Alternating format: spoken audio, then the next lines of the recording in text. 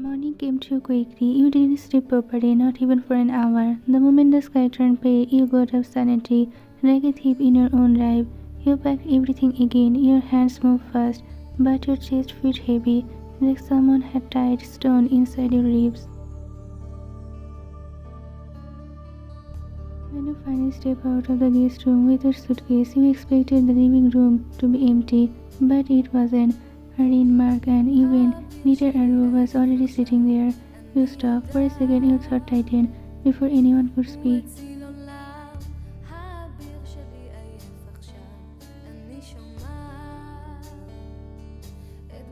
Arrow jumped off the sofa and ran straight toward you. Arrow, auntie, your eyes softened instantly. Arrow clung to your legs, hugging you tightly like she could stop you from leaving with just small arms. Arrow looked up, eyes wide. Arrow, auntie, where are you going?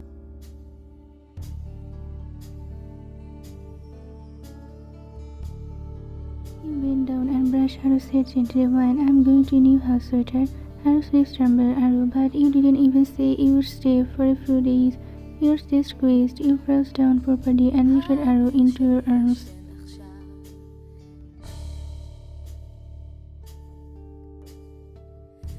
Placed a kiss on her cheek. Wine, I will come back, you whispered, okay? Arrow pouted, her small hands gripping your shoulder.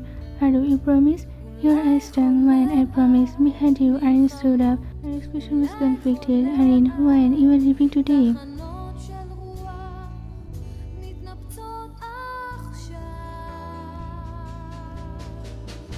You were not meeting her eyes for too long. Wine, yes, you tried to keep your voice steady. I need to stay in a place I choose for myself. Didn't it doesn't help. I will leave today. Mark didn't say anything, but his silence felt loud. Erin hesitated, then spoke again, this time softer. Erin, at least have breakfast before you go. You shook your head. Wine, no, I will eat something outside. You slowly lowered Arrow back down. Arrow clung to your hand. You smiled at her again, but it looked more like pain than happiness. Wine, be a good girl, Arrow. Arrow whispered, don't go. Your fingers trembled as you let go. Then you grabbed your suitcase and walked out, without looking back, because if you looked back, you knew you would not be able to leave.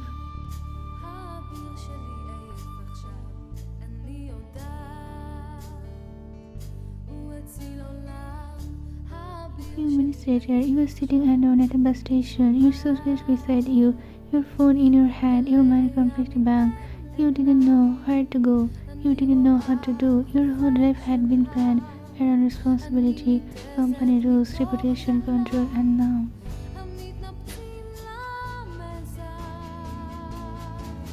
everything was gone. You stared at the road, whispering to yourself, why not now? The bus arrived with a loud hiss. People rushed in. You didn't even check the destination properly. You stood up like he was moving on autopilot and go on.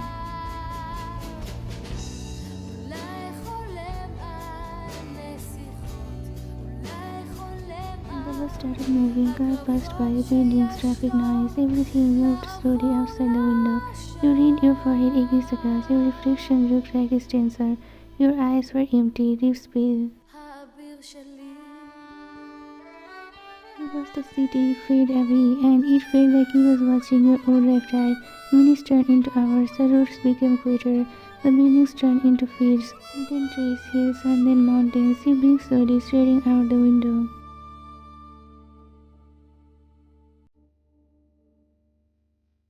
The scenery was beautiful, so beautiful it didn't even feel real. Green hills, misty air, tall trees, small streams shining like silver under the sunlight. You whispered almost invisibly, why so pretty? You kept watching. The bus rocked gently, the warmth of the seat, the quiet sound of people murmuring, the movements of the room. Your eyes slowly started to close. You didn't even realize when you fell asleep.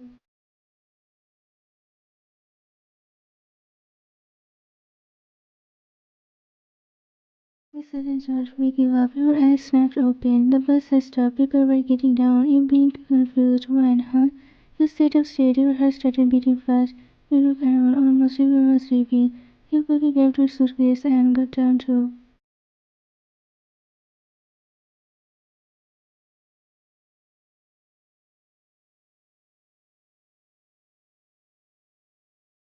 Make your feet rest around, cold air hit your face, you look around and froze. This wasn't the city, it wasn't even near the city. It looked like a small village, a hill village. Mountains in the distance, trees everywhere, narrow roads, small house with tin roofs.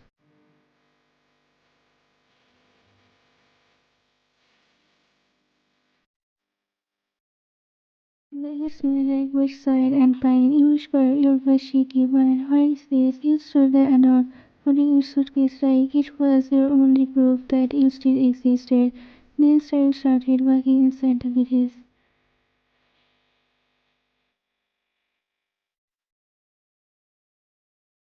The place was peaceful, birds chirping, leaves moving, a few villagers staring at you curiously. You tried to breathe, but suddenly your head spun, vision blurred. Your hand tightened around the suitcase handle. Why? What?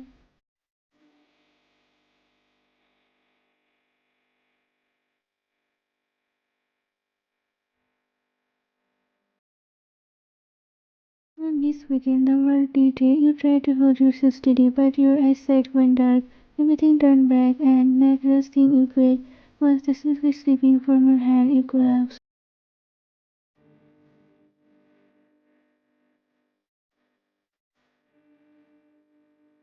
Your eyes fluttered open slowly. For a moment, you didn't understand where you was.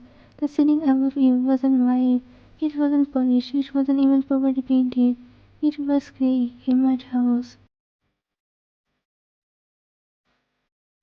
The light hung from the ceiling, swaying slightly, casting a warm yellow glow.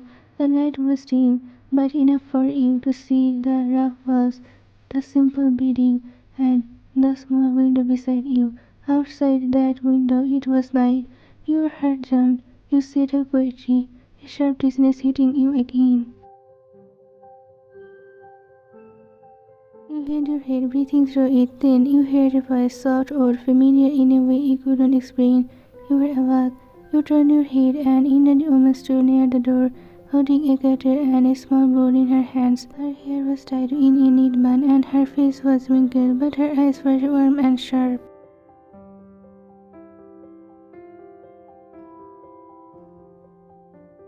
The woman smiled gently. Grandma, you finally woke up. It took 12 hours for you to come back properly.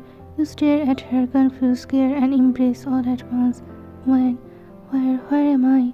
The woman walked closer and sat down on a small wooden stool. Grandma, this is Jirisan.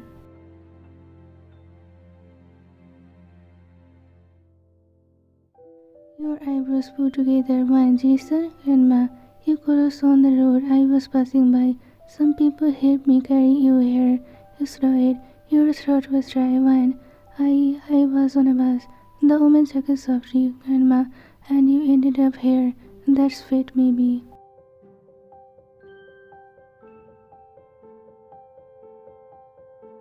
You tried to stand up, but your legs were weak. The woman raised her palm. Grandma, don't. You will fall again. Wine frowned. I am fine. I am not sick. The old woman smiled within slightly, like she found your stubbornness. Grandma, oh dear, you looked at her.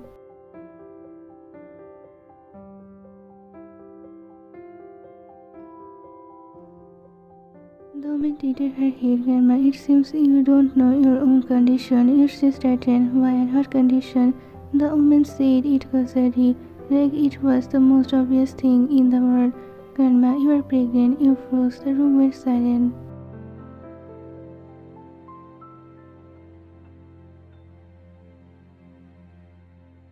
What? The old woman nodded with certainty. Grandma, yes, your voice came out shaky. Why, no, that's impossible.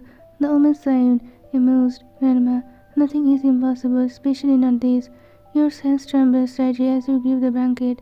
Why, I can't be.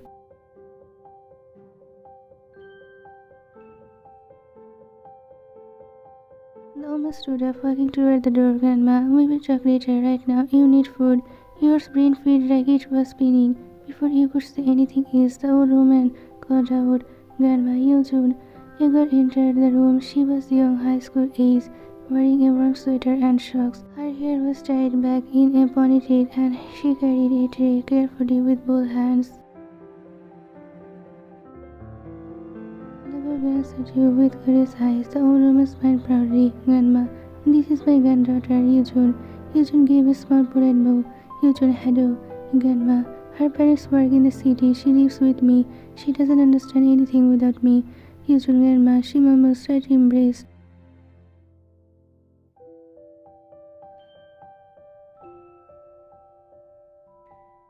The old woman whipped her off and placed the tray in front of you. Grandma, eat. You looked down. Soup, rice, kimchi, simple food, but it smelled warm. You hadn't eaten since yesterday. Your stomach twisted, painfully reminding you of how long you had been running on nothing but shock and heartbreak. You hesitated.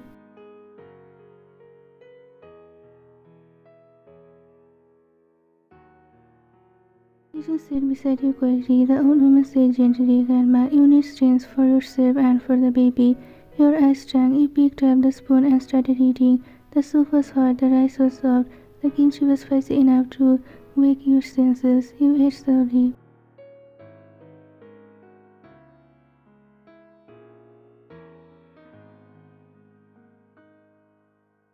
When you finally finished, the old woman nodded in satisfaction. Grandma, good. You wiped your mouth with trembling fingers. Grandma, now where is your home? You restarted, but no words came. You stared at the tray as if it could answer for you.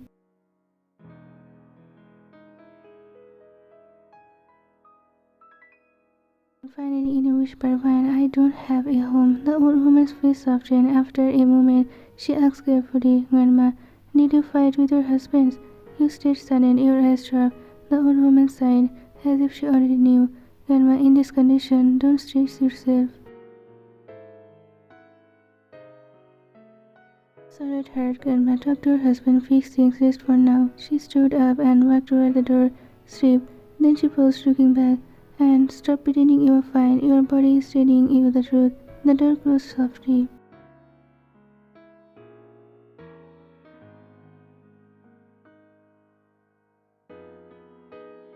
You sat still. The room felt quiet again. Your hands slowly moved to your stomach. You pressed your palm there. Your breast shook, pregnant.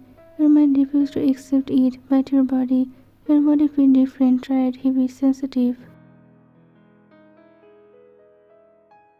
You stared out the small window outside. The mountains were dark, still clouds under the night sky. You whispered, barely audible, is it real?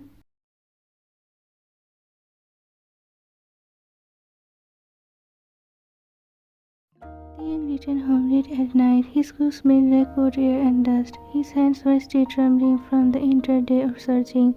The moment he stepped inside, Mrs. Kim rushed toward him. Her eyes were red. Her voice was sharp, panicked. Mrs. Kim, where is wine? Taehyung's jaws tightened. He avoided her eyes.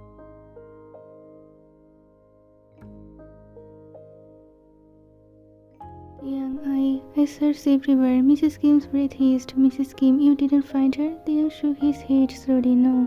Mrs. Kim covered her mouth for a second as if she couldn't breathe. Then she spoke again, this time quieter. Mrs. Kim, how will you find her now? Taehyung looked exhausted. His voice sounded empty.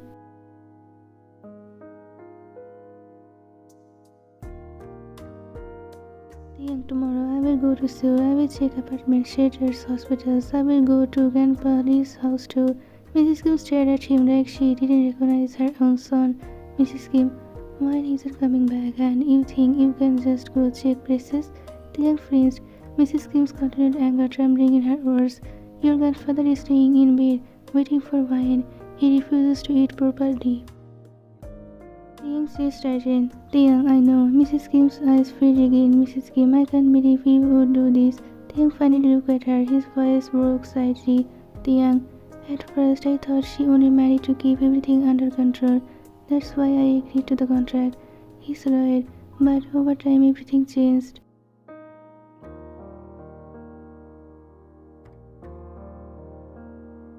Mrs. Kim's anger paused. Taehyung's eyes looked wet, but he didn't let the tears fall. Taehyung, if it was only a contract, I would have left long ago. He clenched his fist. I didn't want to leave her. Mrs. Kim stared at him. Mrs. Kim, then why did she leave? Taehyung's voice dropped.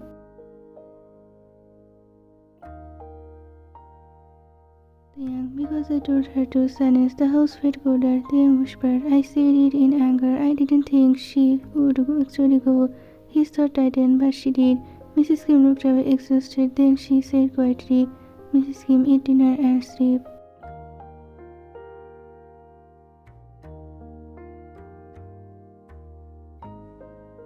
Taehyung didn't respond. Mrs. Kim didn't have the energy to argue anymore. She turned and walked away, and Taehyung stood alone in the living room.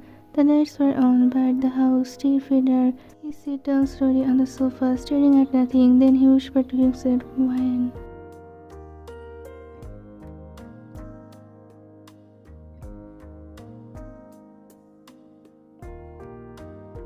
Morning came slowly in Jirisan, not with horns of traffic, not with phones alarms, not with cold marbles floor and 1,000 responsibilities. Your eyes fluttered open, and for the first time in a days, your body didn't feel like it was collapsing under you. Your head wasn't spinning, chest didn't feel tight, your breathing was calm. Set up slowly, beginning at the one simple room, a mud house, a small window, and sun sleeping through like golden ribbons. You whispered to yourself, almost surprised. "Why? I feel better." You got up, washed your face, and stepped outside.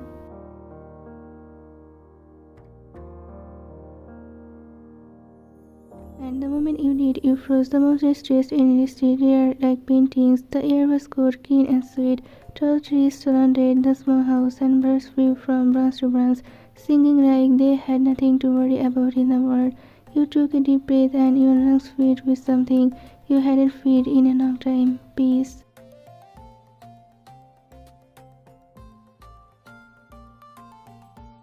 You walked a little further, and then you saw it, a narrow river flowing beside the house, thin, clear, and shining under the morning sun. Your eyes widened. You closed down near the water. Inside the river, fish moved like dripping silver, small ones, big ones, some with darker patterns, some almost golden.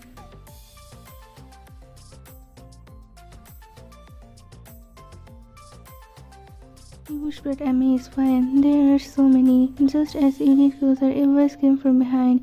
"You were up already?" You turned. Eugene stood there, holding a big metal bucket. She wore a thick sweater, and her cheeks were slightly pink from the cold. One smiled faintly, a little while ago.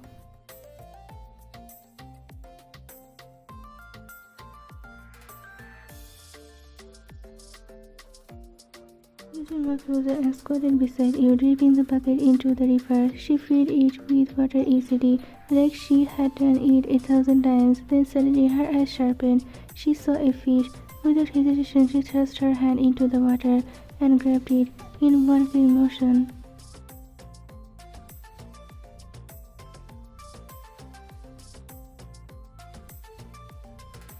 The fish thrust widely in her fist. She lifted it proudly. "Eugene, look, it's yours." "You just dropped wine." "What?" You stood up, halfway shocked. You cocked it with your bare hand. Eugene laughed like it was nothing. "Eugene, of course, you can catch them with your hands."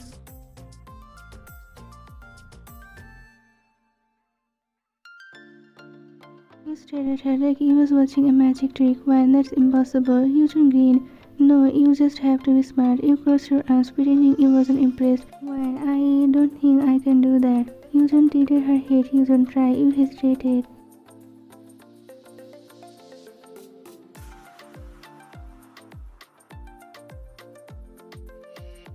You pointed toward the water. Eugene, "See that one? It's coming close." You leaned down again. Sure enough, a fish swam near the edge. Eugene whispered, "Serious now." Eugene, "Don't make noise and hold right. If you step, it will escape." You slowed and watched carefully. The fish moved slowly, then you dipped your hand into the cold water. It was freezing. Your fingers trembled. The fish brushed against your palm. You held your breath, and in one sudden motion, you closed your fist. Something wiggled violently in your hand. Your eyes widened. "Mine, I got it."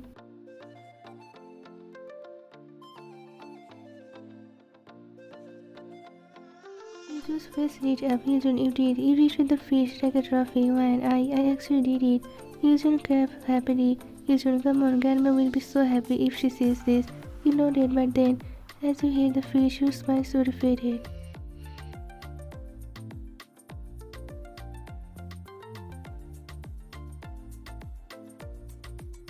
Because a memory hit you, a different night, a different kind of light, fireflies, thin hands guiding yours.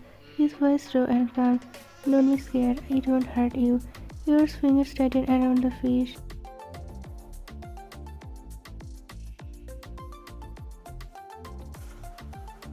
Absolutely, then change interest to usual. What are you thinking about? You blink and force your expression back to normal.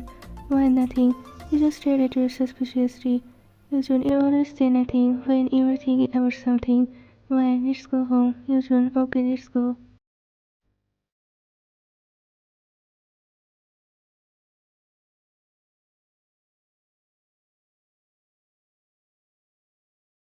Days passed, you stayed in Jirisan and somehow, the world didn't end. You heard grandma with small chores. You went to river with usual. You ate warm meals, slept without nightmares, and slowly your body began to change.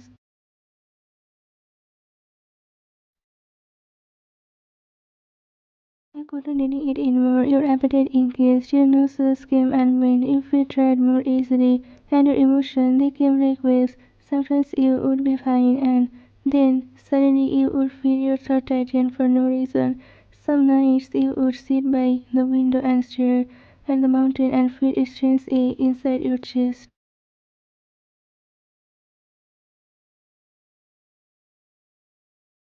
Well, maybe the pain ran out of me when God was writing happiness in my destiny.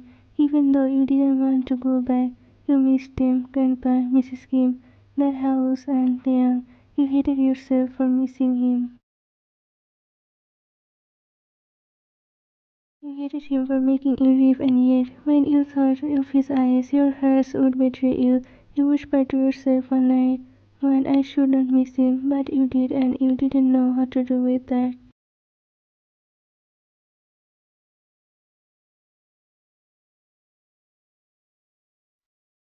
Young had slept properly since he disappeared. Every day he searched hospitals, bus stations, apartments, CCTV footage, shelters. He went to places he never even knew existed. He begged strangers. He asked people he had never spoken to before.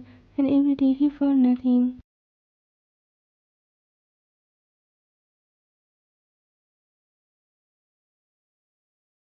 Now he was standing in his own city again. It was his last option, the last place he hadn't checked. His hands were cold, his eyes were hollow, and his mind kept repeating the same thought again and again. What if she leaves the country? The young jaws tightened.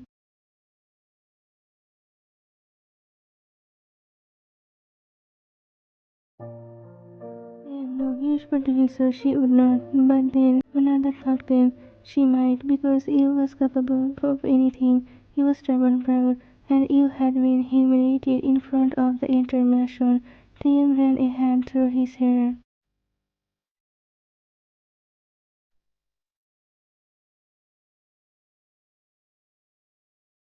Then she would be in every day, scissors sharpened, a place far away. Somehow nobody would search, somehow peaceful, somehow safe. The young soldier stood up, his decision made. I'm going back to the countryside. He didn't know which village, he didn't know where to start. But he knew one thing, he wasn't going to stop until he found you.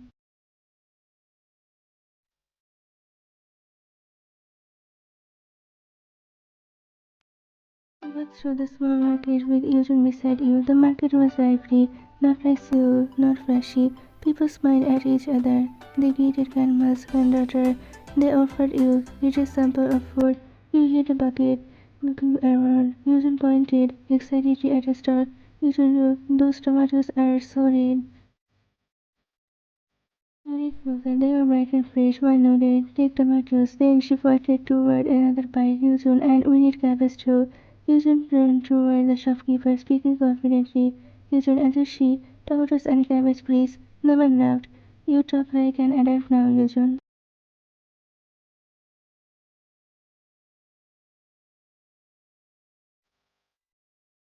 Eugene puffed her cheeks. Eugene, I'm almost an adult now. You smiled softly, watching her for a moment. You felt like you belonged, like you could breathe again. After shopping, both stepped out of the market.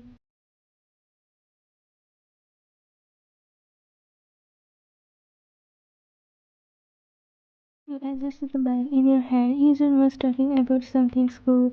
You wasn't listening fully because you suddenly felt dizzy again.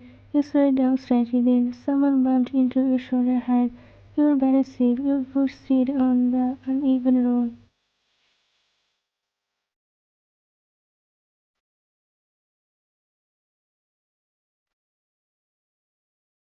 Thus your body tilted backward and you was about to fall when a hand grabbed your arm, strong, steady, instead you froze. That grip, that warmth, that familiar pull. Your heart stopped, slowly you turned your head.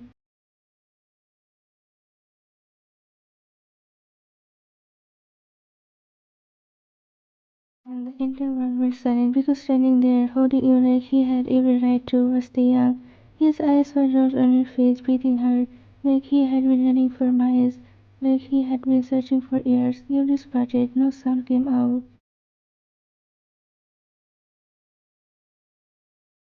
His grip tightened, like if he let go, you would disappear again. His voice came out rough, though shaking. Taehyung whined, and you stood there trembling, because the one person you didn't want to see